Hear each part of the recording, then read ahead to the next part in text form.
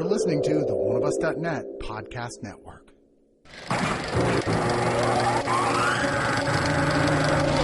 Something's coming.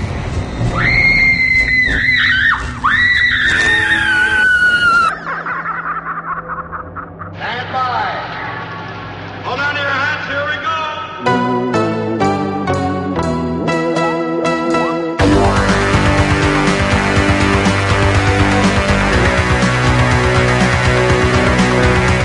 Welcome to the ScreamCast, episode 99. I'm Sean DeRager, and with me, Brad Henderson. Dude, I'm kind of nervous now, because now 100's next week. Yeah, we don't know when, we still don't know what we're doing, because I'm going to be going to Hawaii. Not that I'm bragging. And we'll try to buzz something out for that. But 100, yeah, we're gearing up on 100. That's crazy. Normally, podcasts have like this big, awesome show planned. Fuck that shit. Right? A big, awesome show planned. We have big, awesome shows every week. All right, this week we are going to be running down Brad's second half of South by Southwest. We'll also have some news with Josh Obershaw, but first, let's jump into what's on our doorstep. Holy cow, I almost forgot. We'll get the door.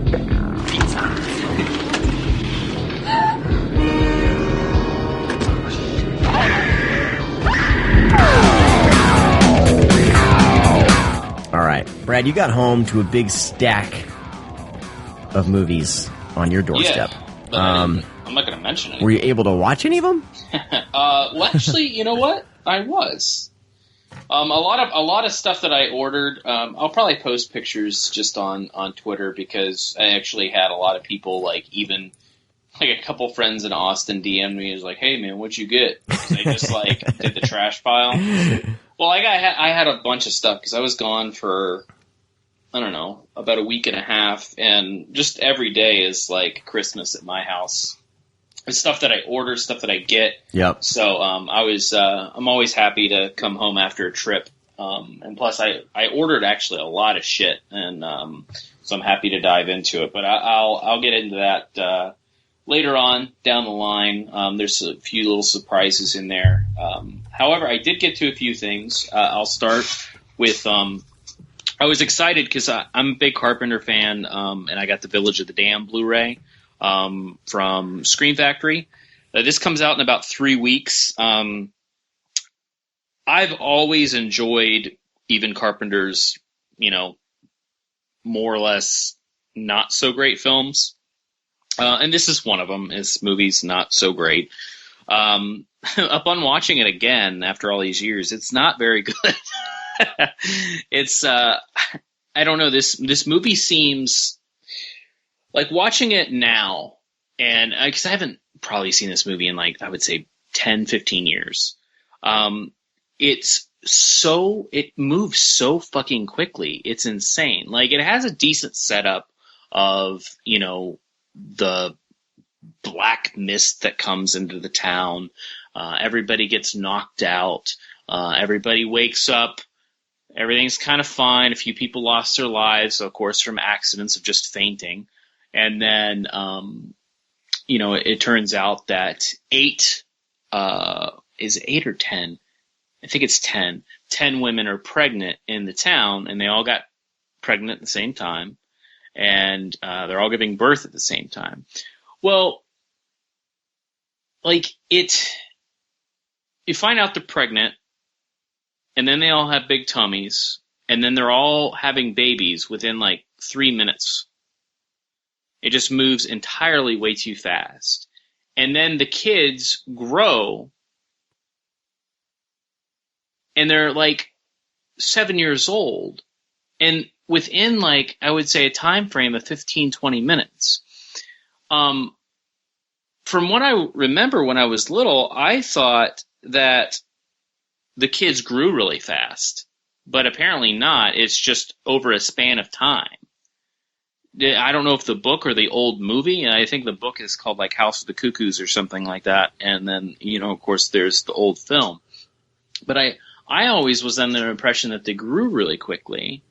But it's not. That's not the case. It's just this movie. Just from the time that the conception happens with the children and the ending, it's within 45 minutes, and it just moves entirely way too fast. It feels like this should have been maybe a mini-series to start, and should have been like a 3-part, TV movie, and been like 3-4 hours long. I don't know if, oh God, I don't know if that would have been a good idea, because the movie's not that great. But I don't know. It's actually I tweeted out earlier, because a few things I'm going to talk about the actual transfer and stuff, is that one of our listeners, I think What Whalen Watches, Alan Dorich or something? I think it's Alan Dorich. He said he read an interview. I haven't looked it up yet, but he looked up an interview with Carpenter. It was basically just kind of a contract that he wanted to get over and done with. So he doesn't disown the movie. He's just very displeased with it. Yeah, I guess in the interview he says he just wasn't passionate about it. Right. And it's just, it's just really bizarre that, like, because at times it feels like a Carpenter film because of the cinematography, at times, and then at other times the music feels very Carpenter-esque, and it feels like a Carpenter movie. But all around this, aside from the obvious cameos by like Peter Jason and a couple other Bud, what's his name? Not Bud. Is it Bud? Oh, he always plays a drunk in the movies. But anyways, aside from those little moments, it doesn't really feel like a Carpenter. It feels very much like a made-for-TV movie. And the transfer, it's just very pasty. It feels like you have your motion smoother on your television sometimes, and it's very awkward. And then I know in the beginning of the film, when the black mist thing is coming into town, there's a hissing, but it's actually a hissing through the entire film. If you would cup your hand, do it if you're listening to the show. Cup your hand and put it over your ear and listen, and it kind of has that sound. It sounds like that through the entire fucking movie, and it's really aggravating. And it seems that it's only for the dialogue and action sequences, because the music is very loud. It sounds good, the soundtrack and everything, but when the music isn't playing, it's just the dialogues, the characters talking. It's not like a lisp on their words. It's just like this ongoing hissing sound. It's not like that bad compression from Body Bags, because that had some bad compression. Yeah, but sound. Body Bags, you get used to it. Yeah, after a little while, the S's and stuff like that are a bit compressed. Yeah, but this is just a constant, it's not even, you could just be listening, and it sounds like you have your hands over your ears, but you're cupping them. Is this a new transfer? Did they say it's a new transfer? No. Screen Factory do a new transfer. Well, sometimes they do. Escape from New York was apparently a new transfer. Mad Max is apparently a new transfer. There were some people were either it was hit or miss with certain people. Yeah, but normally that was 2 out of their 200 releases. If it's a collector's edition, you'd think maybe they would do a new transfer, but apparently. No. Yeah, it's just a collector's edition because of the interviews and the Hollow Grounds thing. But it's a shame that we're at a point where, Screen Factory's just dishing these things out, and they're not, looking at it. All they care about is putting the film out there and making money. I'm sure. I complained last night, do they even test these out? I imagine they do. And they just I imagine it's just a shrug. Because honestly, I think that they are so concerned about the special features and releasing the movie and being a Carpenter movie, they could give 2 fucks if the transfer's fucked up. And it's one of those things, well, we're only given, we were given this. We only can work with what we're given. Mm-hmm. Well, that's great. But, maybe it's time to look at other means. Maybe trying to track down the actual print. Right. So here, do a new transfer. I got the scoop on what happened here. Basically, this was released in the UK by Fabulous Films, and that was massively DNR'd. So it seems like the master from Universal has some excessive DNR on it. So they just used the master they got from Universal. Yeah. So, yeah. It makes sense because So it's the same transfer. So if you have the UK, I don't know if it was Blu-ray or not that Fabulous Films put out. I'm not sure. But if you have that Blu-ray, the UK version, you're basically just upping. You're going to buy this and get some special features. It's the same transfer. Yeah. So anyways, it's kind of a letdown, but honestly, it's not the greatest movie in the world, and I highly doubt I'll probably ever watch it again, or maybe years and years and years down the line. It's definitely probably my least favorite Carpenter film, I would say. So, but anyways, cool. Moving along, this was really fucking entertaining. I really enjoyed this, and I didn't know what to expect at first. It's called Extraordinary Tales. It's all animation. It's all these different stories, kind of an anthology, all different types of animation from these filmmakers that retold Poe stories. But it actually has a surrounding story that Poe's actually a raven, and he goes to this gravesite, and he's being told these stories. But it's really good. It's actually has like Bela Lugosi. They have this old recording like of him reading like a Poe short story. So they used that and then overlaid it for the new animation that they did, which the animation was great. And just told this Poe story using Bela Lugosi's like reading from back in the day. And they say, Christopher Lee did one. He did the Fall House of Usher one. Guillermo del Toro did some stuff on this. Julian Sands. I think Corman was involved. So yeah, it was just, it's very interesting. I mean, it's traditional Poe stories, so you kind of know how they're going to go. But I don't know, it's just really cool to see. And the animation's really odd too. It's really well done. All different types as well. It's not the same director doing the exact same animation. So definitely pick it up. I don't even know who put this out. It's G Kids, but it's on Blu-ray. Like it looks like Cinedigm. Cinedigm. How do you say that?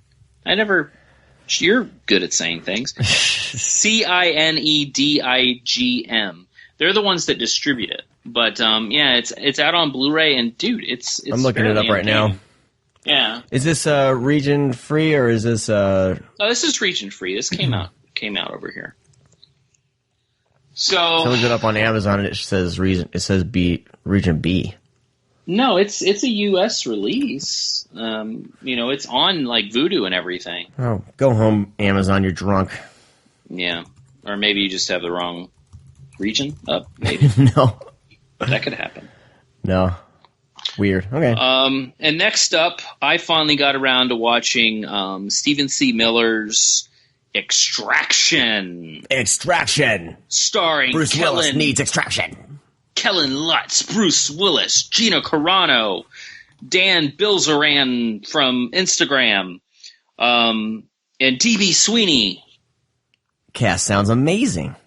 Dude, I love Stephen C. Miller. I've pretty much loved all his films, but he's on this like action kick right now with Lionsgate doing these action movies, and I'm proud that he's getting the work. But man, I just not digging this movie at all.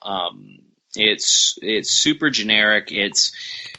This device is made called Concorde or something. I think it's called Concorde, and it just basically lights up the sky and lets you know where everybody is at all times. Wow, have we never seen that before in an action movie? Yes, we have.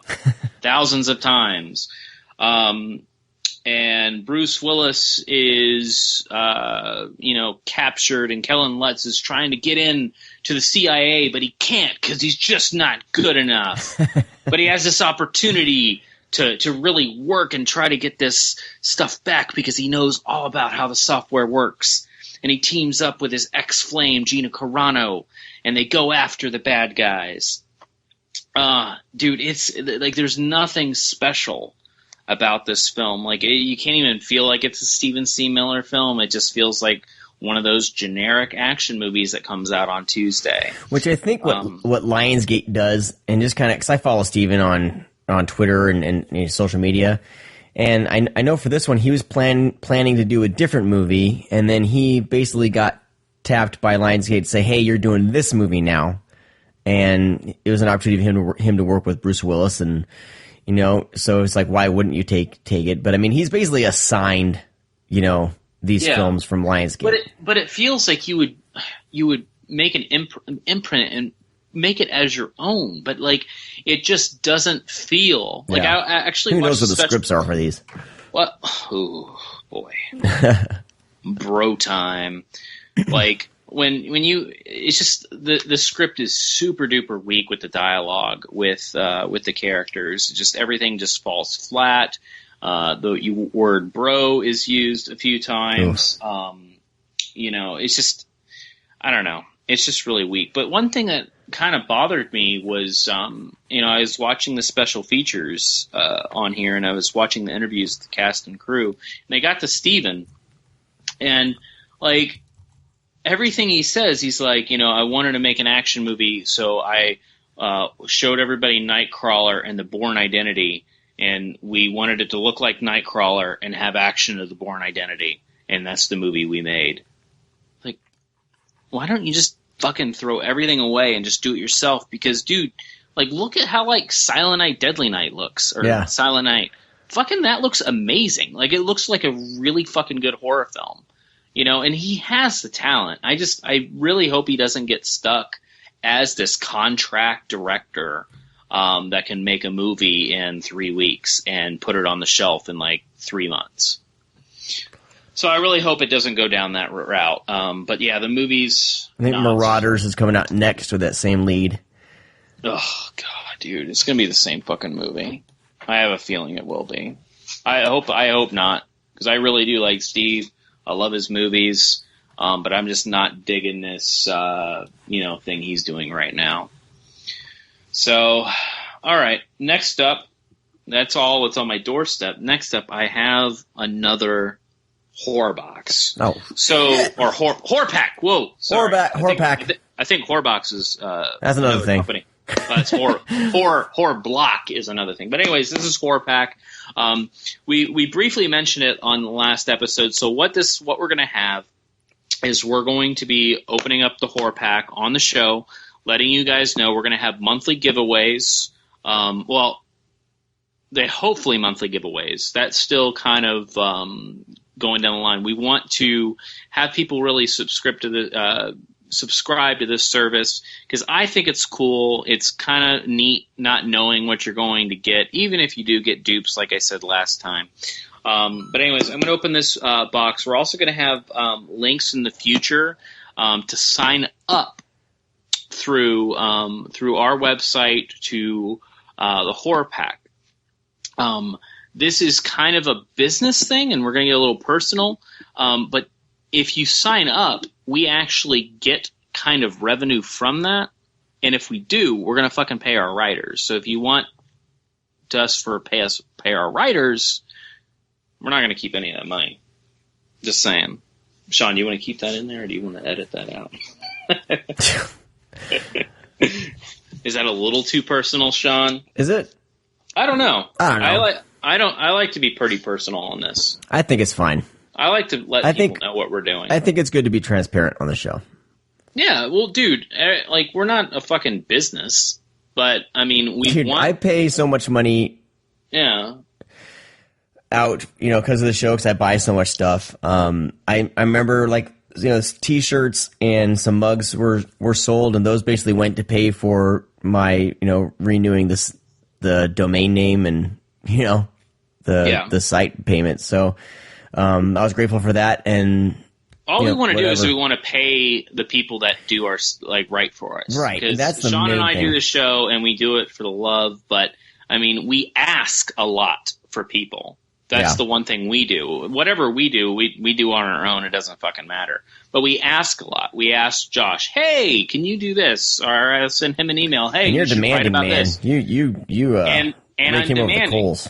So I would like to actually, start generating some type of revenue. And if you like the Horror Pack, sign up through us. If you like what you're hearing on the show that we're getting, that's exactly what you'll get. It's not like different each time. They send the same Blu-rays out to everybody. So anyways, I'm going to open this shit up. Speaking of that, I'm going to be working on a Patreon as well if you want to donate to the show that way. And like I said, we really want to, like we've said, we want to pay the writers of the site. That's number one on the agenda. So we'll be doing that if you guys want to get involved. I know people have been asking, but mainly we ask just support our sponsors. That's the biggest thing. Yeah. And we'll announce another sponsorship after we're done. Because I think we can go ahead and say safe bets in the bag. Yep. We're getting pretty big. I'm not going to lie. We're going to be doing a affiliate link, right? You said that? Something like that. Hopefully it'll be in the show notes. We're working those out. We're working all that out. All right. First, let me reach into the bag. Oh. Zombie Diaries 2, World of the Dead. All right. This is, I think this is one of these Dimension Extreme movies. I don't know. I haven't seen it, but I haven't heard the greatest things, but I'm going to make up my own decision. But I do not own this, nor have I seen it. So, hey, that's a win-win, right? Yeah. Win-win? Win-win? Yeah, I mean, if it's something you haven't seen, and dude, it's something I haven't seen. So, all right, add it to the pile. Next up, all right, this is actually pretty decent. I'm happy with this because I do not own this film, and I actually enjoy it. The Messengers with Kristen Stewart. This is written by Todd Farmer. This is one of his movies after he did Jason X. Not a terrible movie. I haven't seen it probably since its theatrical run. I think it had a sequel back in the day. But yeah, not too shabby. This is I think this is a Ghost House film too. I think Sam Raimi and what's his name? That's right. Let me read it. Rob Tapert actually produced this. But yeah, I don't mind this. Oh wait, no, it's story by Todd Farmer. Screenplay by Mark Wetton. Now, how does that work? I always wonder how that stuff works. A story by. This is how it works. There's different scenarios of how it could happen. All right, so I could be buddies with this director, and I pitch him an idea, and he really likes it, and I don't have a script, and he hires someone to write a script on my idea, and I get story by credit. I could write a script and submit it, and they really like it, but they don't like certain things, so they hire another writer to come in, and he changes a good percentage of it. I'll get story by credit. He gets screenplay Gotcha. credit. Very much like kind of, and it's no shame because it's just how everything unfolds. It's creative control. Sometimes scripts, like the name's completely off. Sometimes people ghostwrite scripts. I know Todd Farmer does that, and they're not allowed to say what they're ghostwriting on, but sometimes they'll take a whole script and rewrite the whole entire thing and not take a name on it at all. Shane Black did that for years, and didn't get fucking shit for it. Do they get paid like here? We're going to give you X amount of dollars to write the script. They get paid good money. They get paid good money. They just don't get any points or whatever on the back end. No, so if anything happens, like their name's not on it, they don't get credit if it becomes a big hit. Maybe Underbelly of Hollywood knows it happens, but like one of those stories that Shane Black is responsible for the Predator script. Right. His payment was to be in the movie, and he would just have the ghost writer basically non-credit. So that's kind of how all that works. But anyways, The Messenger is actually a decent movie, so I'm really happy with that. I don't own that movie, so let's continue. Next up is Possession, not the Jeffrey Dean Morgan movie, but the one with Sarah Michelle Gellar. Oh. I don't know if I've ever seen this, but I don't own it. What is this? This sounds so familiar. Mesmerizing thriller, car accident. I mean, I've seen the cover like countless times, and I've always skipped over it. Can the man before actually be the man she lost? Oh, so it looks like. Oh, I have seen this. Yeah, it ends up like the last final moments is like at a cabin or some shit. I haven't watched it in a while. I don't remember if I liked it or not. So I will give it another shot. Why does it look like a ghost face? Is there ghosts in this? I thought it was kind of like a what's going on? Because it was from the director of, or the producers or executive producers of The Ring and The Grudge, and they marketed it that way. That's why it looks like a ghost face. Oh. All right, cool. So I have that one. Next up is, last but not least, Flatliners. That's a cool little addition. This is a Mill Creek title, and I actually don't own Flatliners on Blu-ray. Flatliners is awesome. Yeah, Flatliners is great. I actually do not own Flatliners on Blu-ray. I knew it was. It was always one of those things that was like $6.99, but it's Mill Creek, so you know it's always going to be $6.99. So yeah, Flatliners is pretty fucking cool. Joel Schumacher. I haven't watched it in a long time, so I'll be happy to. It's fun, man. I mean, you're dealing with people killing themselves to bring each other back. I mean, it's like it's great. I mean, Kiefer Sutherland, Julia Roberts, Kevin Bacon. I mean, come on, great cast. So we got Flatliners, which is a solid purchase. Possession, which I will give another shot. The Messengers, which I'm pretty happy about. And I don't know about Zombie Diaries 2, guys. This movie looks insane on the back. I hope it's just as goofy as it looks. The first one got got played at some festivals. So I was kind of curious, it was kind of popular. So that's how I got the funding for the second one.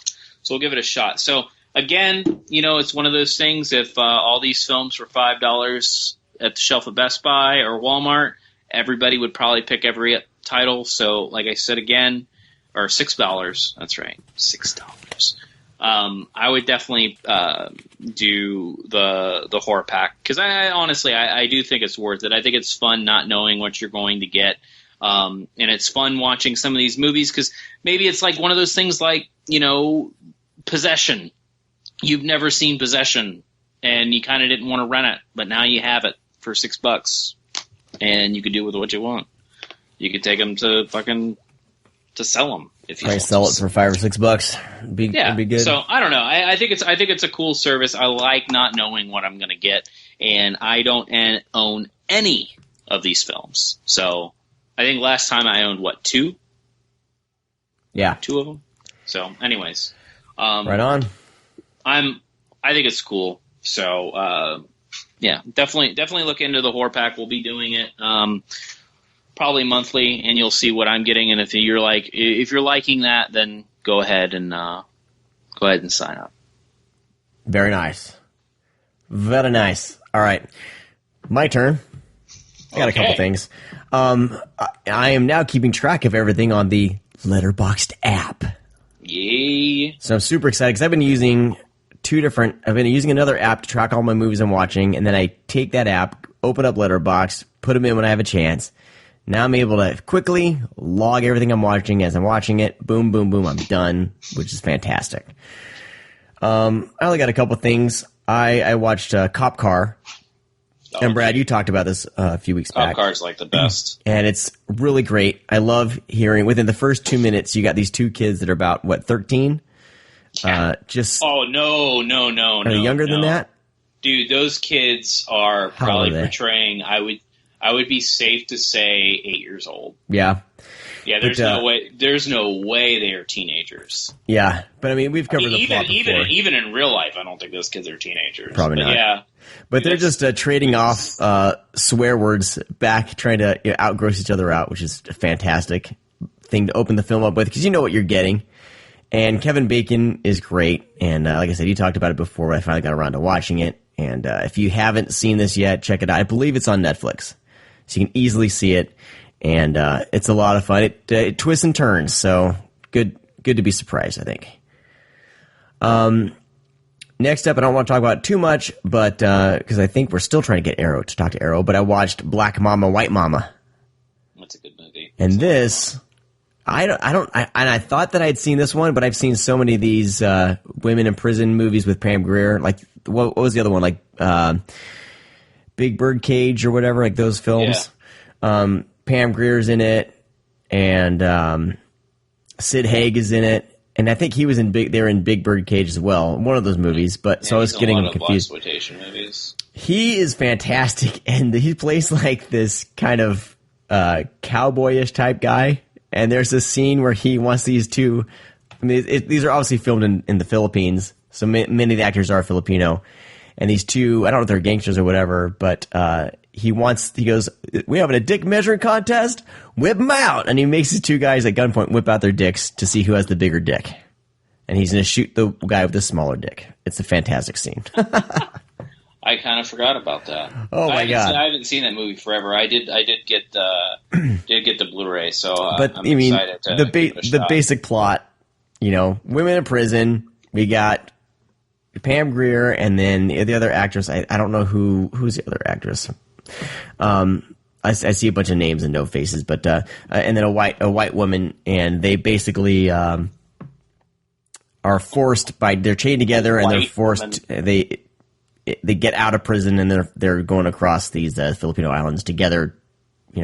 Of course, they hate each other at first.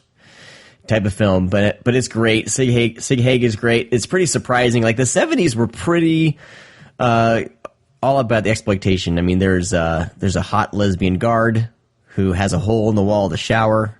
And just little touches like that are just fantastic. It's a lot of fun. My wife walked in when I was watching it. She was like, "What the hell are you watching?" Yeah, but were you touching yourself? Hell yes, especially during the shower scene. But it's pretty fantastic. That's what I wanted to hear. The Arrow release, is it out yet? Or is it coming out soon? I ordered it through Grindhouse Releasing, so they basically send stuff out as soon as it's out. Let me see. Yeah. It comes out March 22nd. So it'll be out when you're hearing this. So it's really great. I mean, if you're a fan of these women in prison and these kind of blaxploitation type films, there's both of those kind of weaved in, and it's just a lot of fun. I mean, Pam Grier should be the selling point anyway. So yeah, I really hope that they because I think it's directed by Eddie Romero. Yeah, he's done some did like Savage Sisters and stuff like that too. Oh yeah, I think Savage Sisters is the one that I've seen. Yeah, I think it's on a box set or whatever. But yeah, he's got a lot of like cool movies like late 60s and into the late 70s. Yeah. So hopefully that continues. It's pretty great. I mean, it looks fantastic too. It's Arrow just did a great job with this release, and I haven't even dug into the special features, but I'm excited to. But more women in prison movies, please. I know that Shot Factory they released like a 4-movie set or something. Yeah. Who is the woman in that, by the way? I don't remember. God, I'm trying to, I mean, she's freaking super pretty blonde. Markov. Her last name's Markov, so. Markov? I don't know who that is. Margaret Markov. I don't know, the name doesn't ring a bell. It's great. Oh, well. It's great. Yeah. Ton of nudity, ton of action, and it's just, exploitation film all the way around. So a lot of fun. And it has our favorite actor who basically, he recently passed away. I know he's a Filipino actor with a mustache, and he always plays like the rapey type, creepy guys in these movies. Do you remember who I'm talking about? Peter Lorre or whatever? Maybe. I know there's one where he plays like a kind of a rapey guard, and I think it's Big Bird Cage, and they basically at the end tackle him down. Oh no, he plays a gay guard. Oh no, and the women hold him down and rape him. It It's so funny because I know who you're talking about. I was saying that as because Tarantino compared him to Peter is it Peter Lorre? Lorre? But you're talking about Vic Diaz. I think so, yeah. Yeah, Vic Diaz, Tarantino compared him to I think is it Peter? I can't remember. But anyways, he's in Vampire Hookers, Raw Force. This dude was in everything. Savage Sisters. Yeah. Well, fun fact, I did some investigating on Vic Diaz for Vinegar Syndrome a few months ago, and trying to track him down because no one knows kind of what happened to him or when he died. Or who the remaining members of his family are. So I actually was, looking very, very hard. Like I got hold of some public records and stuff like that. I could not find it. Finally, I remembered the director of his name's Mark something. He did Electric Boogaloo, and then he did the Not Quite Hollywood documentary. Mm-hmm. So I actually contacted him. And he put me in contact with Vic Diaz's daughter that's alive. However, she did not want to be interviewed or talked to, but I did find out Vic Diaz died in about 2000, I think it was 2010, 2009. He died, but his wife and his kids are still alive. They're in healthy mode, so that's fine. But yeah, they're not really willing to talk about Vic Diaz at all, and there's not really any interviews with him or anything like that. So it kind of sucks that we're put into that predicament that we can't really get any interviews. I mean, he almost deserves a documentary on his career because he's in so many films. So the only people that could probably really speak about it would be Corman and maybe Jack Hill. Probably he worked with Jack Hill a little bit. So cool. All right, I got one more, but that's a great release. So if you're into those movies, definitely grab that from Arrow. Grindhousevideo.com has it in stock, and I think they have a pretty decent price on it. I mean, I'm happy with it.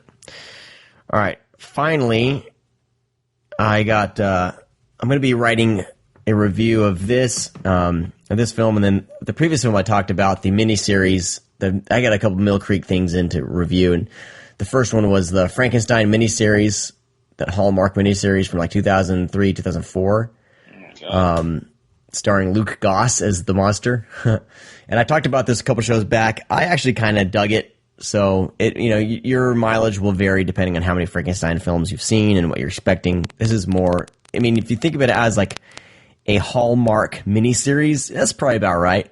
But it looks pretty good, and I was actually liked the direction that they took it, being kind of closer to Mary Shelley's novel. But the other movie that I'm going to be putting a review up, I think, this week was 1985's My Science Project. So this one I hadn't seen in years. And, of course, I remember the cover, and it starred John Stockwell, Dennis Hopper's in it, and a bunch of other people. But directed by someone that I don't recognize the name, Jonathan Betul, who did The Last Starfighter. He wrote The Last Starfighter, but then he directed Theodore Rex with Whoopi Goldberg. Oh Jesus, that was probably his last movie. It was. Yeah. So I mean, not strong pedigree. I mean, the movie I think starts off strong. You know that it's right up there with like, it wants to be Back to the Future, and but it can't be influenced by it because they were at least released around the same time. But it wants to be that kind of 80s high school film with a bit of a sci-fi twist to it, and it starts off really strong. Like the first half of the film is pretty great if you love these kind of 80s high school films, and John Stockwell's really really fun, like really good as the lead, and Dennis Hopper is out there, as always, as like the science teacher. But then once shit starts going down, I mean, it's basically this kid finds he's kind of a slacker. He's a mechanic, because most mechanics are just slackers and bad at school. That's what the 80s thought anyway. But he needs to do a science project, so he goes to an abandoned Air Force base where he finds something, and it turns out to be more than just a little piece of junk. It's possibly from aliens. So shit goes down, and when all that starts going down, it's where the movie starts to lose a little bit of steam. They basically are trapped in the high school, and different time periods are all colliding, and it makes up for some fun goofiness, but it's just kind of a little bit of a letdown, I think. I don't remember the ending at all, and so this is a movie that basically escaped my brain as soon as I saw it, and all I recognized was the cover, apparently. Oh. I don't know if I've ever actually seen that movie. I haven't, but I don't know if I've. It's a fun little. Recall. It's a fun little nostalgic. I saw it when I was little. Yeah. So, I think I saw it when I was little. This would have been PG-13 if it came out now for sure, just because of the language and everything. But it's not PG-13 already. What is it? Rated R? PG. Oh, it's 80s PG. Oh, okay. So, but it was a fun little nostalgia thing. If you've seen it and you liked it, this is a pretty bare bones disc. It looks pretty good. It's Mill Creek uses HD masters, and it looks all right. Doesn't look horrible. It looks way better than anything I've ever seen on DVD of it, and it sounds all right. So it's like $6 or something like that, $6.99. So if you like the film, it'd be a great little purchase. I'll be writing up my thoughts a little more in depth on the website, but yeah, my science project, really funny. There's a scene where there's a bunch of cops sitting around a table playing poker and drinking J&B, and it's just a really funny scene, because that's what most cops do on their time off, right? It sounds like you just knocked over some beer cans. Soda can. But that's all I got on my doorstep. Probably Coke Zero. Coke Zero. Not endorsed by Coke Zero. But I drink Coke Zero. I should drink so much of it. All right. Well, we're going to be talking some South by Southwest here in a second. But first, let's jump into a little news segment with Josh Obershaw.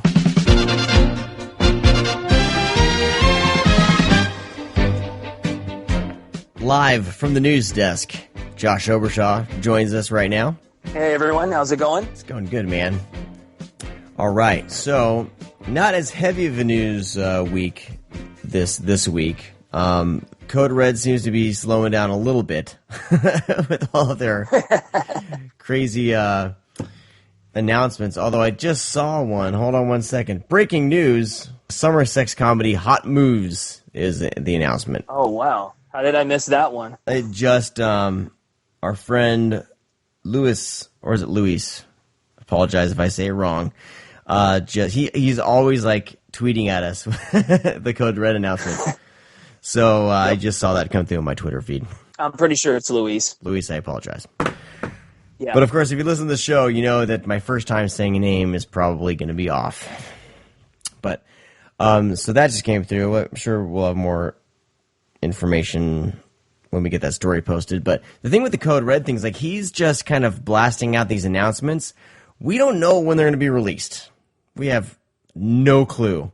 And they'll just end up either showing up on screenarchives.com, or he'll decide that he's going to keep them for himself and sell them through his own big cartel thing, which that shipping wise can be a nightmare.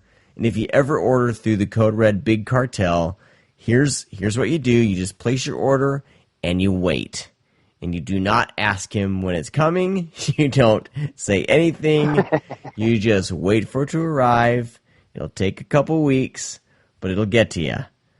That's the best way to order through them. Me, I just go to Screen Archives whenever he lists something, whenever it shows up there, and I buy what I want from there. Which is kind of frustrating because I want to get Cutthroats 9, and I think it's only available through his Big Cartel. So I've almost pulled the trigger a couple times, then I just kind of don't, and then he takes the store down. So anyway, that's the little pro tip for ordering from Code Red. I'm going to turn it over to you now, Josh. What's going on? Well, speaking of Code Red, we were talking last week how, they've been getting these really, really big titles all of a sudden. Well, they just got another one, and they announced that The House on the Edge of the Park is going to be another one of their Blu-ray releases, and I don't have much to report because, like you said earlier, there's no details whatsoever. It's just, hey, we're putting this out this year, and we'll let you know when we're ready. And I'm like, well, gee, thanks. Yep, I remember when he did that to about Shakma, and I think I waited a good year and a half for Shakma to arrive on Blu-ray. So he'll be releasing them, just not we don't know when. He's most likely still doing all the special features. He has people on interviews every now and then. So I don't know, but they'll show up. Like this, that's the one thing. Like his announcements generally do happen eventually. So I guess we'll just wait on that one. Until then, we got something that is actually coming out in the near future at Blue Underground. Sorry, I hear dogs. Anyways, Blue Underground is going to be releasing a double feature of Circus of Fear and Five Golden Dragons. These are two films that were made back in the 60s. These are two British films, and they're both based on the works of author Edgar Wallace. Circus of Fear stars Christopher Lee, Klaus Kinski, Susie Kendall, and Margaret Lee. Five Golden Dragons stars also Christopher Lee, Klaus Kinski, Margaret Lee, and Bob Cummings. Oh, nice. And that's going to be coming out June 28th. There's not a whole lot of features. Like Circus of Fear has a commentary with the director, a couple of trailers, and a poster and still gallery. Five Golden Dragons just has the trailers and the still gallery. Cool. Yeah, I'm looking forward to these. Yeah, these types of double features are fun. Oh yeah, always. Definitely more bang for your buck when you consider how much Blu-rays cost to get them retail. And Blue Underground's kind of on a roll too. I mean, they were going to be releasing Venom and Manhattan Baby. So seriously, yeah. So there's going to be a good year for them. Oh, I'm looking forward to that one. Manhattan Baby's been on a list for quite some time. Oh, me too. And it's also one of those blind buys too. I've never seen Manhattan Baby, but I've watched the trailer. I don't know how many times, and I'm just waiting in anticipation for that one. Yeah, I'm the same way. When anyone ever talks about Manhattan Baby, it just sells me over and over again. So, well, one announcement that was posted earlier today is going to be from Mondo Macabro, who put out a lizard in a woman's skin earlier. This one's called Private Vices, Public Virtues. It's from filmmaker Miklos Jankso. Now it's my turn to wonkily pronounce a name. This was a European filmmaker from back in the day, and this movie caused quite a bit of a scandal when it premiered at Cannes in 1976, and his career pretty much never recovered. It's gotten some home video releases, but none of them were any good. It was either bootleg or it's been censored versions. It's a piece of erotic cinema. Let me just put it to you that way. But that's coming out sometime in 2016. We don't know exactly when, and there are no features to report as of yet. Okay, I'm pretty sure he's going to be working on some stuff. We talked to Pete about this a couple weeks ago, and he did mention it. And I know this one. This is going to be a good one. This is going to have some features, I guarantee it, because it's such a great story about the film itself, and the controversy that it caused. So I'm hoping for some really good interviews on this one. And this is like, Vinegar Syndrome releases basically vintage porn, but this from Mondo Macabro, this is more, I guess, along the lines of kind of erotic art film, apparently. Yeah. So I'm very interested in these types of things, not because of the sexy time. These types of it's a form of art, so it's very it sounds very interesting to me. So cool. And last year saw the Blu-ray release of an adventure film called The Land That Time Forgot. This was a movie that I remember seeing when I was a little kid, and it obviously went over so well. But The People That Time Forgot, which was the 1977 sequel, that one's going to be coming out on Blu-ray May 24th, and it's got a few extras. There's an interview with star Sarah Douglas, who a lot of people might remember from the first two Superman films. An interview with star Dana Gillespie, commentator with director Kevin Conner, who also directed The Land That Time Forgot, and a trailer. And yeah, that'll be out May 24th. Nice. So I'm definitely looking to pick both of these up in one fell swoop. I haven't seen these in so long. Yeah, this is from Scorpion, and they're partnering with Kino Lorber. Did they put out The Yes. Land That Time Forgot? That was a Scorpion, or that was a Kino as well, wasn't it? I can't remember. That was a Kino release. Kino, That was a okay. Kino release. So, great, that's fantastic. And it's directed by Kevin Connors. Where do I know him from? Was he the director of Motel Hell? I believe you're right about that. Because I think I just I reviewed that Frankenstein film from 2003. Oh, that's where I remember it from. Wow, that's awesome. I didn't know that. I never even put the two together. Yeah, so Kevin Conner, the director of Motel Hell, and most recently, in 2003, the Frankenstein miniseries that I wrote the review on. So that's pretty incredible. I mean, if you look at his IMDb, he's pretty varied with his stuff. I believe it now. Learn something new every day. Yeah. Kino Lorber and Scorpion are also teaming up for another Blu-ray. It's called Little Girl Who Lives Down the Lane. This stars Jodie Foster and Martin Sheen. This is from 1976, so this is early Jodie Foster. This is right around the same time as Taxi Driver. Nice. There's a couple of extras on here. A new interview with Martin Sheen, so looking forward to that. A commentary with director Nicholas Gessner, and also included is going to be a conversation between Sheen and Gessner. So Martin Sheen, Jodie Foster, sign me up.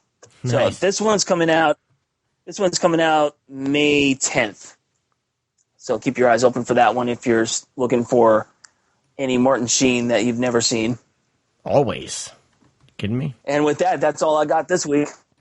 Awesome, Josh. Thank you very much. We'll talk to you next. We're trying to take a break from the news next week if we have a show. I'm going to Hawaii.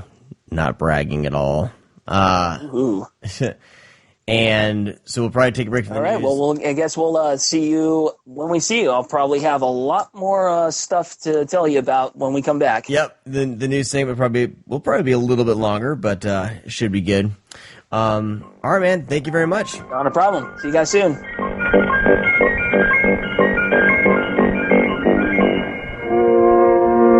All right, Brad. So we need to talk about your second half of South by Southwest. Yeah. We covered the first half last week, and so what's up? Well, I got sick. I got kind of food poisoning, so that was a lot of fun. Sucked pretty hard. I was not very happy about that, so I did miss out on a lot. However, I still got to see quite a few things and some things I can that I can talk about. And some of my favorites were in the second half. So that night that I was going to, I think the last one I covered was War on Everyone. I was going to see My Father Die. I really, really enjoyed this. This is by a first-time director who is actually Pierce Brosnan's son, and Pierce Brosnan actually was the producer on this. It's a really, really, really gritty kind of exploitation revenge movie. It's shot beautifully. It's such a pretty film, but it's so fucking dirty and gross that it makes it even dirtier because you see every fucking thing. It's about this young brother who really looks up to his older brother, and his older, they're just messing around, fucking around. They're backwoods, hillbillies, but, it doesn't mean that they can't love one another. His brother is screwing around, the older brother, and his dad gets a little violent, punches him in the head, the little brother, causes him to lose his hearing, and then beats the older brother into basically submission to death, kills him. He goes to prison. The little boy continues about his life, he's older. He becomes an adult, a man, late 20s, early 30s, finds out that his dad is getting out. So immediately he goes to kill him. And it is his kind of journey, also, being deaf, his journey going to kill his father. And it gets really fucking violent and really messy. Very well done. The only thing that I was kind of taken back by in the film, and it has this, like, I can't really tell you what happens because it will give it away, but it has this, like, John Woo type of ending, and it's really fucking crazy. When you see it, you'll know what I'm talking about. You're like, oh, that's a total John Woo ending. But definitely really excited to see that come out and see how it plays to the audience. What was the name of that one more time? My Father Dies. So My Father, Die. Next up was a film I was not a fan of, so I won't kind of dwell on it too much. It was called The Arbalist. It was about a guy it was set like in the 80s, looking back at his toy career. He apparently, originally it's set in the 70s. It's set in the 80s. He's looking back at the 70s of when he had this idea, quote unquote, for this toy. And it's actually the Rubik's Cube. So I'm not sure exactly what they're trying to do in the film because the Rubik's Cube existed before that. To my knowledge, I never looked that up. Wait, this isn't like does it take place in the present? No, it's taking place like in 1986. But Okay. he's telling a story to a news crew. Oh, 1970s toy inventor. Yeah. So, this guy creates the Rubik's Cube. He dies in this apartment. So him and this girl take the advantage of it and take the toy idea. And he becomes a millionaire. And it's about his story about how he's still obsessed over this girl and he wants to be with her. It's just a really odd movie because, like in the 80s, like I said, it's set in 1986. He pulls out a gun at one point and everybody's like, what's that? And he's like, it's called a gun. And they're like, oh, what does it do? And he's like, and he explains how a gun works. And I'm like, I don't understand exactly what they're trying to achieve or what this means. Like, why doesn't this stuff exist? Like, there's no meaning behind it. It's mainly about his obsession with this woman. And that's pretty much it. It won like the grand jury prize for South by Southwest. I have some words about that. I think that's all political for sure. What, awards aren't political at all? What are you talking about? What? Yeah, a little political. I don't understand. There's a ton of like way better movies there than this. Next up was one of my favorites, my top 5 for sure. It was called The Waiting. That stars James Caan, and it has the punk kid from Zombie's Guide to the or Scout's Guide to the Zombie Apocalypse, who's actually my favorite kid. He's just really funny. But it's about these two kids. One's a neighbor to this old man who's like Gran Torino, crotchety old man type shit. And he kind of has this just long past of being, an asshole.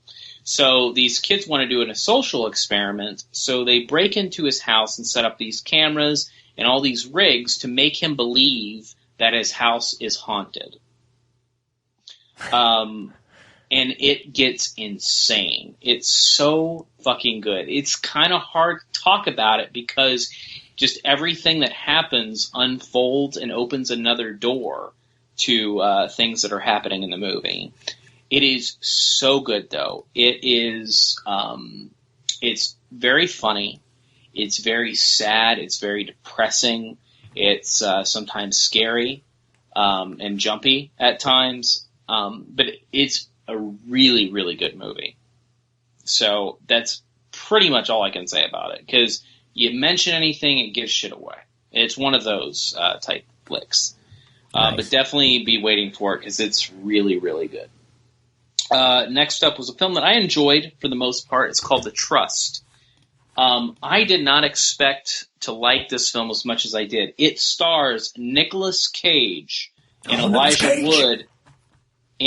Wood in a buddy cop movie. Oh, yeah, I saw the trailer for this.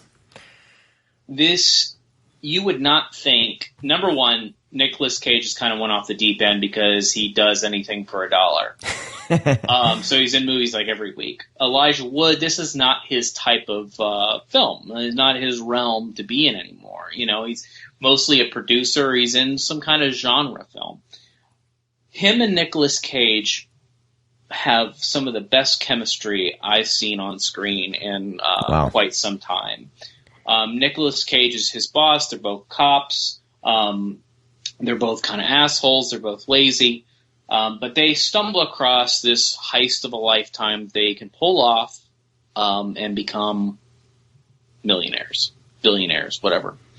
Of course. So it's their story of getting shit together to knock off or basically rob this vault.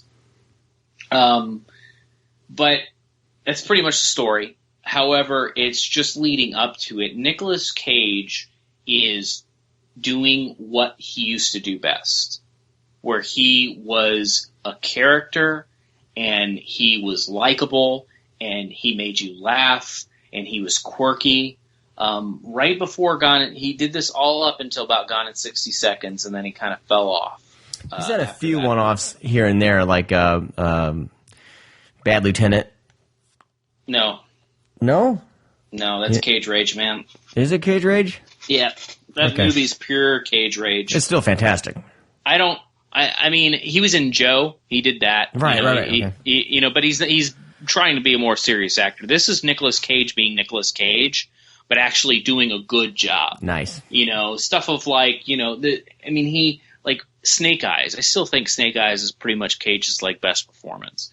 But he just nails everything. Elijah Wood is just kind of this, laughing like this young kid who doesn't really take too much stuff seriously, but they work together so well. And I don't know, man. I wanted to see an entire movie of just them being buddy cops, just fucking ragging on one another. But definitely something to look out for. It's a little bit more than kind of what it looks like. Maybe I haven't watched the trailer yet, but the trailer's seems really, really funny. It gets the humor. The poster makes it look like a serious buddy cop film. Oh god, dude, the poster's horrendous. Awful. But I'm glad the trailer makes it so that you get the laughs because dude, it's really fucking funny. Yeah. So I'm really happy to see that come out. Next up, I got to see Ty West's new film. Before I speak about this, I'm a huge Ty West fan. The only film I have not enjoyed by Ty West is Triggerman.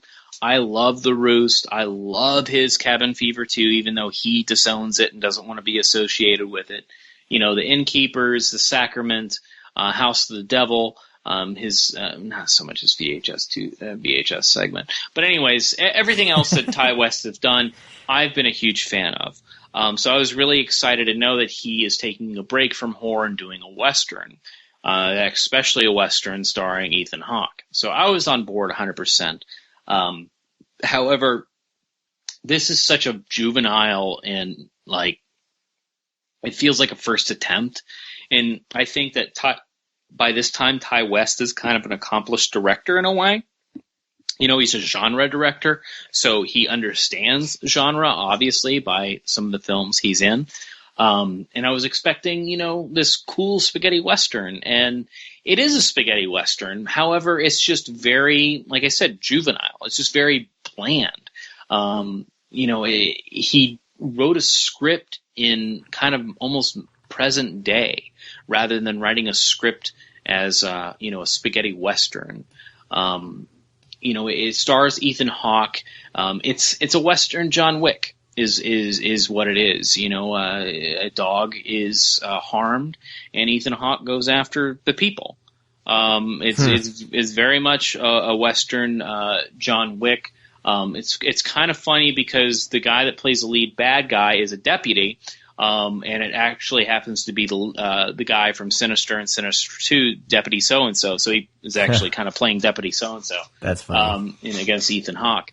But there's like lines like "dick licker" that are said in just a lot of like dick references, and it tries to be funny at times, like kind of slapsticky, and it just doesn't fit the movie at all. And when you're expecting it to be bigger and bigger and bigger, like it just never goes there. The opening, the fucking credit sequence is outstanding. But once actually Ethan Hawke meets these group of guys, it becomes just very bland. It happens right as when he wants to fight him, because he runs outside and he's like, "Oh boy, we're going to see a fight today. Come out here, mister. Let's go ahead and fight, you dick licker." And then the girl from Guardians of the Galaxy, was it Karen Gillan, something like that? The girl with all the blue shit. She comes out. She's like, "Oh my God, we gonna see a fight? Oh my God, yeah, let's see a fight!" And I'm like, what is happening in this movie? Because I totally read something else going into this. Like, the feel of the film was different, but all of a sudden it just takes this dramatic turn, and it just is 100% just goes downhill, it seems. And I was expecting, when I was like, God, John Travolta's in this movie too. What is he going to be like? He actually isn't that bad. John Travolta plays, kind of the general. He's the father of the deputy. Okay. So, I'm kind of anxious to see, because it seemed like it got a good response at South by Southwest, but it's one of those things where it's Ty West, so people are really amped up to see it. I think most people are going to watch it and be like, damn, that was really fucking bland. Did you say the title of this? Oh, I'm sorry. What an idiot. It's called In a Valley of Violence. Okay. Next up was another one of my favorites. It's called Beware the Slender Man. It's a documentary about Slender Man, of course, but it goes in this very invasive, chilling documentary about the two girls that lured their friend out in the woods and stabbed her 19 times. Ugh, holy shit. So I was expecting something else and got something completely different. This is up close and personal with the families of the girls, going through from when they were first born to the accounts of stabbing to now. Wow. There is interrogation, a shit ton of interrogation footage of when hours after they stabbed their friend, watching them discuss of how they did it and what they did. These girls truly believed that Slender Man was going to come to them, hurt them, and kill their families. That's what these girls truly believed, and they were sacrificing their friend in order to please Slender Man. How would these girls think that? Through chat rooms or something like that? Or so basically what it is, they got lost in the wormhole of the internet. Everybody that's been on an internet forum should know who Slender Man is. It's a very well-known quote-unquote urban legend at this point. It started on a forum called Something Awful as a Photoshop contest.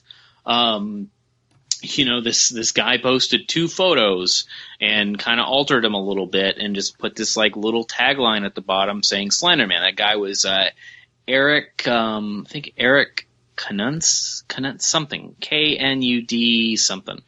Well, anyways, he owns Slender Man, basically. He copywrote that shit when he realized it was kind of blowing up. It got very popular in Creepypasta, which that's kind of where the girls found it. And, Marble Hornets made some super fucking scary YouTube videos. But, you can get lost into a plethora of Slender Man shit online. It's just out there. There's so many amateur videos, so many stagings. But the thing about what really bothered me about this documentary and about the girls is that, you have Bigfoot, you have aliens, you have ghosts. They've been around for years and years and years, thousands of years. and stories dating back to, the 1800s of numerous things. I mean, even the Egyptians writing hieroglyphics of shit in the sky. And we can't ever date back to what it goes to. Nothing's been disproven. But Slender Man is obviously, you can type it on Wikipedia and find out where Slender Man existed. Yeah. There is nothing leading up to it of like an abduction of a guy in a white mask and that became Slender Man. No, it's obviously made up 100%. So, and the thing is these girls, they're not stupid. They're very well educated. They're extremely well spoken. But they got lost in this wormhole of Slender Man and then really believe that these stories that people were writing on, creepypasta and just online, that this would happen. So like I said, the doc goes into, long interviews with the girls leading up. I think they wrapped up this movie in December. The girls are still in kind of this, limbo where you're not. I think one's been sent to a psychiatric facility because she actually has schizophrenia. The other girl is just still being detained. The parents only can see her every once in a while. They talk with her on the phone.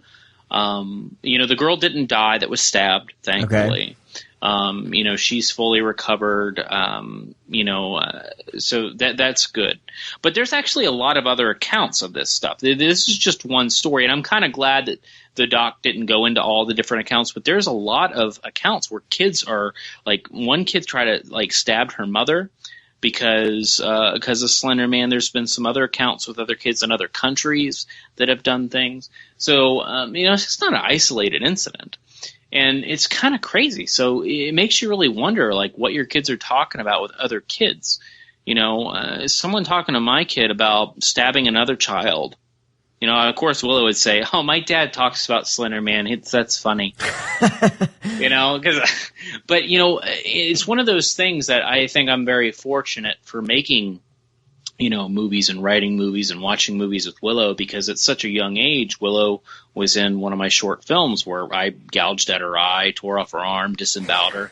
So she got to see behind the scenes. And then when she saw the movie, she was like, "Oh, wow, that's how movies are done." Yeah. When we watch movies together, she'll say, "Man, that's some really good special effects." Nice. Because she picks up, she automatically knows. So I don't ever have that worry with her, but man, I'm fucking terrified of other children.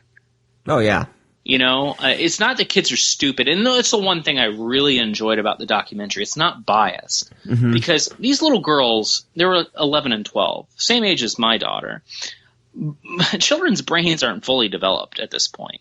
Yeah. It's hard for them to comprehend. So in a way, it's kind of hard to figure out the punishment for them, which I'm really glad that they interviewed the parents and got their side, because obviously you're going to love your child. You're not going to disown them. I mean, some people would, but I mean, most parents are not going to disown their child for, something of this nature, or, worse or even less. So I really enjoyed the documentary for that. The only problem with the doc is that it's a little disorganized because it jumps back and forth with the history of Slender Man and then this incident. Personally, I thought they should have just had an info dump in the first 15, 20 minutes of the film about Slender Man, how he existed, the videos, people posting videos online, and then got into it. But they jump back and forth trying to make you jump, images of Slender Man, people playing the Slender Man game online, stuff like that. Oh, okay. So it's really good though. It's a solid 2 hours, but man, it's well worth every minute. Cool. It's going to be on looks like HBO bought Yeah, it, it's so it's HBO documentary. Okay, it'll be debuting later on this year. I don't have an exact date, but there's an article up here on Mashable. Yeah, it's going to be. It'll be widely available. Yeah. I mean, this is nothing that's going to be hidden, because people are going to want to see it, because I think people are thinking it's going to be like a documentary about Slender Man, and I mean, it is. It really is. They do go into detail about how it was created and, the pictures, and it is pretty eerie at times. I like the urban legend, but man, it's kind of crazy that it's going to the point where, you got to think that some guy was at home on this, something awful forum, and he saw this link. You got to think that the person that created the post for the Photoshop photo, that post in return did a butterfly effect that got a little girl stabbed 19 times. Right. That's a lot to take in. You got to, because it is a butterfly effect. Of those types of things. It doesn't go into detail of that, but I always think about that. Man, if that guy never posted that photo, we wouldn't be having this conversation. Yeah. We wouldn't be talking about this on the podcast right now. Totally. But anyways, next up is a movie called Pet. It's written by the guy that wrote the new Fantastic Four movie. Apparently, this was a Blacklist script. If you don't know what Blacklist is a group of scripts that are the best unproduced scripts in Hollywood. I don't buy that. This shit should have stayed on the shelf.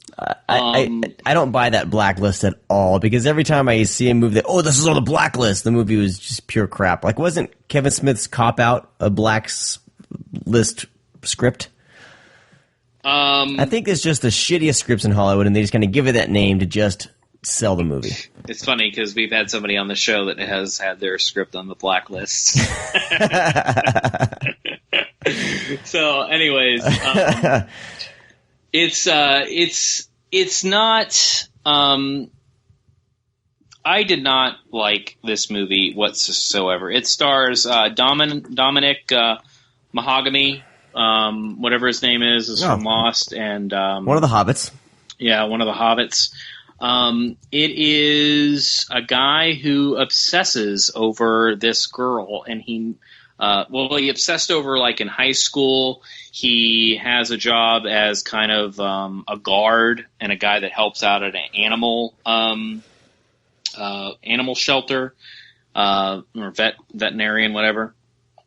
And he stumbles across her. He becomes obsessed with her, starts stalking her, like, on Facebook, Instagram, writing down everything she likes. And he keeps, going to her and talking to her and acting like he really knows her, becomes obsessed with her, gets a cage from his animal shelter and stuffs her in a cage as a pet. Wow, how bro can we get? This is one of these white male, like, entitlement pieces of shit. I mean, this movie actually made me legitimately angry. There's a diner scene where they use the soundtrack to Drive. And when I hate it when movies do that. When I say soundtrack to Drive, they use 3 songs from Drive in one scene. The movie Kick-Ass used a track from the soundtrack of Sunshine. No, he actually did that for the movie. It's different. Okay, whatever. He did. It bugs me too. But he actually did that. He remixed it a little bit for that. But I agree with you. I agree with that. That always still bugs me. It's during the flashlight scene. It takes me out of the movie. Or the strobe. Yeah, it does. But this is this isn't this, like, score to Drive. This is like the Kevin songs. Scott, my gosh! Okay. They used, I think it's like 3 songs. Oh, no. And I'm like, it's just not one. It's just not like, I heard that in Drive. No, people are allowed to do this. This is like 3 consecutive songs, and it's like, what the fuck, man? So, anyways, it gets a little original because it turns the tables and kind of becomes like a Stockholm Syndrome type thing. But all in all, it's just a very bland movie. Fucking Dominic Mahogany is doing this like Dominic Monaghan. I know. I don't like him. So I'm fucking up his name on purpose. So Dominic Mahogany, he does this voice through the film. It's like, I don't know what the fuck he's doing. He doesn't do his Irish or Scottish accent. No, he's doing something different, man. It's just, he's very whiny. Oh. Wow. So, anyways, it's just not a very good movie. I'm sorry if it doesn't have distribution. I'm shitting on it, but I did not like it. Next up is a Blumhouse flick. This premieres on Netflix. It's Netflix picked it up with associated with Blumhouse called Hush. It's Mike Flanagan's new film. He did Absentia and Oculus. This is his home invasion thriller about a killer stalking a deaf woman. I know there's like 3 movies with like deaf people at the festival. So anyways, that's pretty much it. I was not the biggest fan of it because I felt it was a little predictable and kind of by the books, but I think a lot of people will enjoy this cat and mouse thriller. That's pretty much all I can say about it. Okay. Next up is Mickey Keating's Carnage Park. Mickey Keating did a movie called Pod, and he did a film called Darling. I'm a fan of Pod, and I'm a fan of Darling.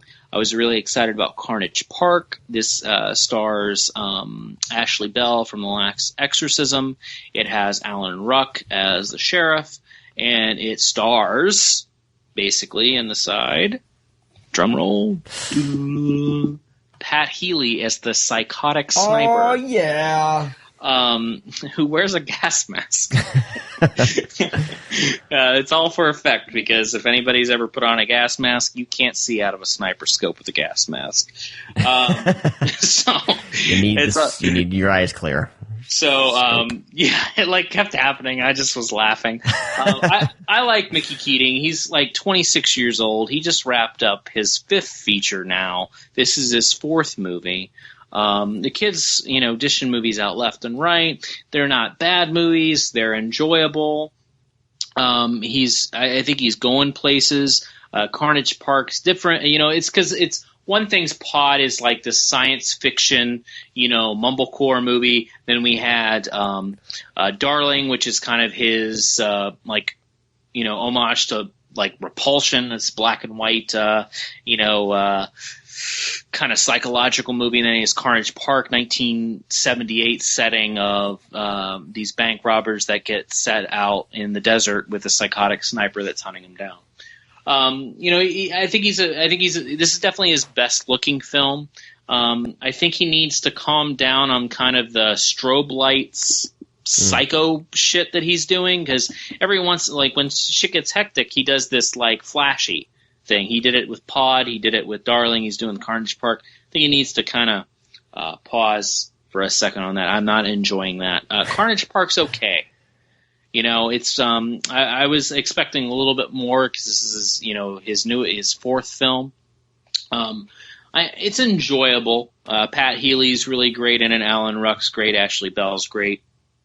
I don't know. Maybe I was just expecting a little bit more. We got picked up by IFC Midnight, so it looks like Scream Factory will be releasing this. Yeah, which is good because that will get some distribution there. Pretty wide release. Which means it'll be on Netflix too. So yeah, so be able to be seen by everybody eventually. So there's that. And last but not least, the final film, which is my favorite of the festival, and will probably be in my top 10 of the year without doubt. Maybe my number 1. I don't think anything is going to top this movie for the year, but it's Richard Linklater's spiritual sequel to Dazed and Confused called Everybody Wants Some.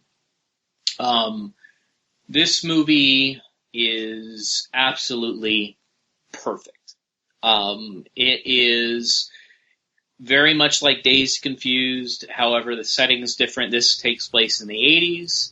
It's set in August 1980, 3 days before classes start for a group of baseball team that's living in houses next door to one another.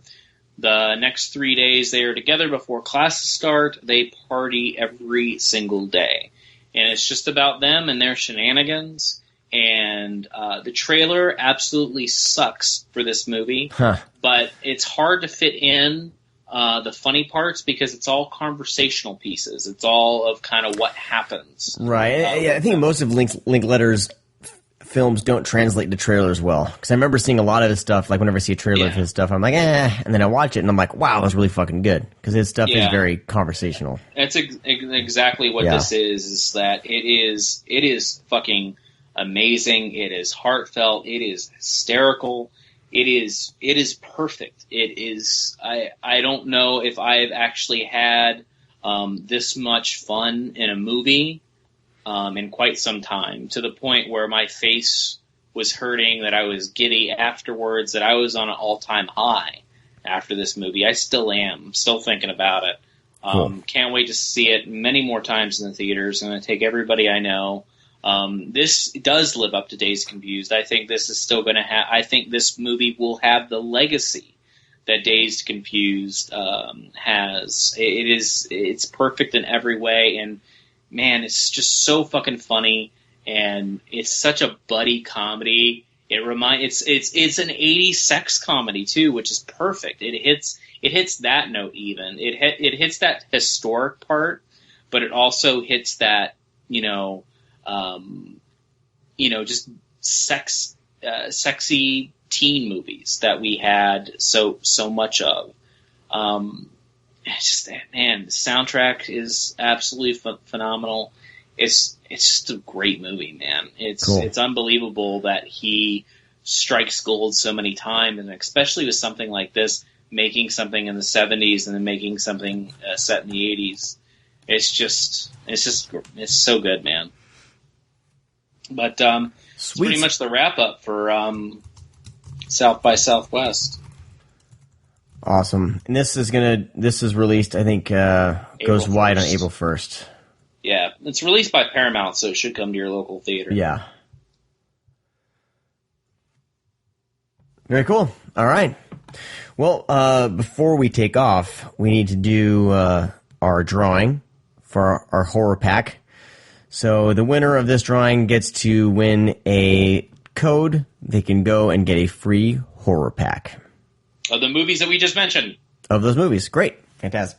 This will be organized a little bit better, so when you get the code, you probably won't know what you're going to get. As always, I tried to use Jog, and we only got like one response. I'm not sorry, Derek Smith. I'm not gonna play it. I apologize. If we have more, it'll make it worthwhile. So, try to use the Jog thing. It's fun. I think it's awesome. I don't know. Apparently, our listeners aren't a fan of that. But Derek was entered into the drawing. But we got a bunch of emails. I'm going to just get this drawing over with, and we will read the winners. Winner. The winner. Yeah, not the multiple winners. Yes, you can have Takis. Go leave me alone. God, Willa loves Takis. Frickin' Takis, man. These kids. I'm surprised they don't break them up and snort them up their nose. While worshipping Slender Man. Okay, go. Get out of here. Children. Go to Slender Man. All right, here we go. Where's my Boba Fett hat? Hold on. Wow, Boba Fett. Okay.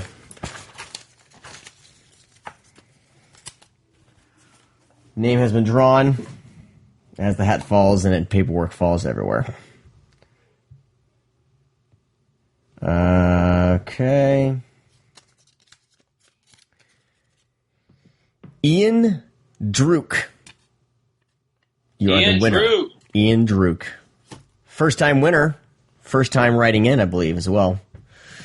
Let me pull up his email here. Ian says, I knew almost nothing about most of the films I saw at Fantastic Fest last year, but one I knew absolutely nothing about and ended up loving was Too Late. That's not complete. Jesus Christ. And he says, that's not best fucking movie ever. He says, that's not completely true. I did know the name of the film and saw a set photo that showed John Hawkes in a denim shirt and a lady standing next to a boxing ring. That still works. You only saw still. Too Late was my favorite movie of the fest. It had me laughing my dick off and crying my eyes out. I hope you grabbed your dick and got it put back on. The dialogue was fantastic, and there is a 20-minute scene in which a very sexy lady is bottomless the whole time. It's amazing. Dude, it's I hope to see you both at Fantastic Fest this year. You'll see Brad. Brad, are you going to Fantastic Fest? Of course. I will not be. Sorry, but it will happen soon. Yeah, Too Late, I think, getting... I can't. It's finally going around to theaters now, dude. It's one of the most emotional movies I've seen in quite some time, and it's perfect. Awesome. Ian, drop us a line. You can email readme@thescreamcast.com. Drop me a line there, and we'll get this code sent out to you. Congratulations. We encourage you guys to do these more often. So we're going to be having a couple drawings now per month. We're going to be doing our coffee, and I actually have a couple movies that I'll be giving away the next couple months with the coffee. So we'll be doing our coffee drawing once a month. This month is a little bit different just because of everything that's been going on, but we'll do a drawing early next month for that. But these horror pack ones we'll be doing as well. So we'll be doing 2 drawings a month, and so you have more chance to win shit. But it'll be all interactive. Email us a story or whatever. As always with the coffee drawing, if you support any of our sponsors, we will enter your name into the hat, and you will be in the drawing for the coffee / extra goodie pack that we'll be doing drawings for. So, of course, go to thescreamcast.com/sponsors. Our list of sponsors is there. If you ever buy anything from any of them, send us an email with a screen capture of the transaction, and we will enter your name into the hat for that drawing. Mention the new sponsor, Sean. Huh? Mention our new sponsorship. Oh, yeah, new sponsor. So Horror Pack is a new sponsor. We'll be getting them on the site with our affiliate code. Also, we are now going to be pretty much, I guess, sponsored by Vinegar Syndrome. Yes. So we will be reviewing their monthly packs. We may be reviewing March and April around the same time next month. I'm not sure. I just got my shipment in for the March pack. So I want to give these a good once over before I talk about them.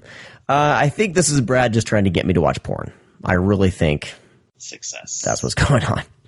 So we'll be talking about those each month and giving our feedback of the films. Honest feedback. Just because they're a sponsor doesn't mean they are not going to be critiqued. We will give our honest opinions about the films, but yeah.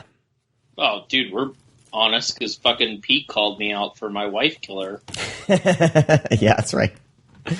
But yeah, the news, the March pack. I think we talked about this. We got Infrasexum, Blue Ice, Sex World, and Pigs. That's my homework for the next couple weeks. So I should take that. I should take half of these to Hawaii with me. Yeah, that's a good idea. All right. Like I said, go to thescreamcast.com/sponsors. Check them out. Give everyone some love. Coffeeshopofhorrors.com, of course. If you use the code ScreamCast, you get 10% off your order. Grindhousevideo.com. I need to talk to him. He will be donating either a code for a gift certificate code or a movie for the coffee drawing each month. And of course, Kevin Spencer. Check him out, inkspatters.com. And Wolfmen of Mars, who provide the music. Their new album is out. Go to wolfmenofmars.bandcamp.com and buy their music. Yeah, I can't talk. Buy their music. All right, is that everybody? Yeah. Yep. OneOfUs.net, of course, for putting out our show each week. And also nerdly.co.uk for giving our show some love over there as well. All right, well, that's going to do it for this week's show. We'll talk to all of you guys next time. Bye-bye. Bye. Oh, don't tell me you're leaving. The party's just begun.